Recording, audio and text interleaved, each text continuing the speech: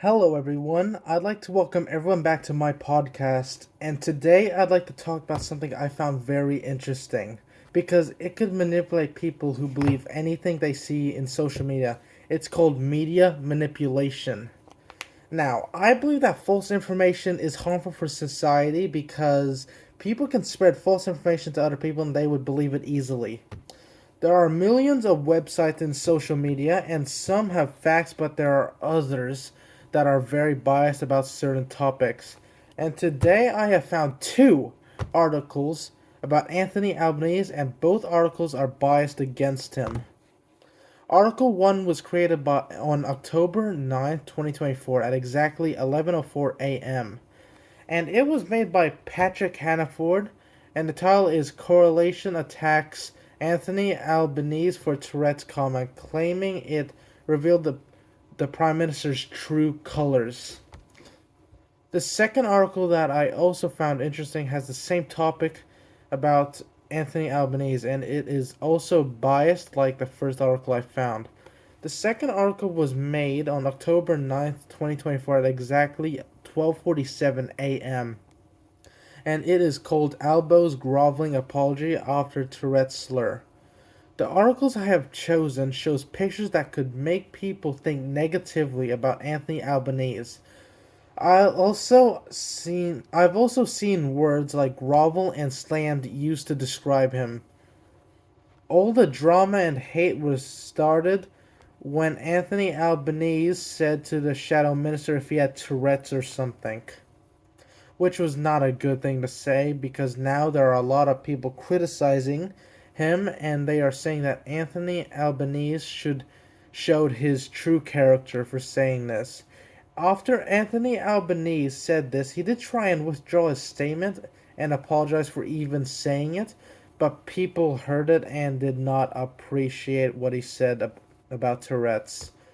Anthony Albanese did try and make a second apology, but it didn't really do anything to help. And the shadow minister, also known as Jane Hume, said that it is revealed what type of man Anthony Albanese really is. Something that caught my eye in the first article is the picture. The picture shows Anthony Albanese looking serious and angry, which could make the audience think negatively about him. The first article tells us that people with actual Tourette syndrome deserves actual respect and that they shouldn't use that word for insult and that they don't deserve our derision. The article also says how Anthony Albanese did try and apologize, but they question if he actually meant it, since he did use the word Tourette's as a mockery. Since Anthony Albanese used the word Tourette's so casually, people don't believe he actually meant the apology. People knew he was going to apologize eventually. It's not like he had much of a choice because if he didn't, people would have gone mad at him. On the second article, I see another picture of Anthony Albanese looking mad and serious, which will also make people think negatively about him.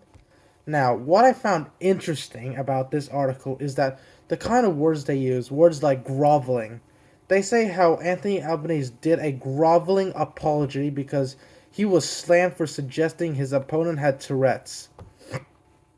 The article says that he did a groveling apology, which is biased for using the word groveling.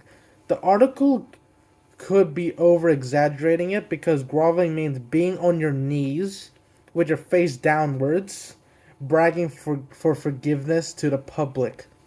Because of these biased articles, people who believe most things they read are going to think Anthony Albanese is not a good guy and that he doesn't respect anyone with Tourette's syndrome.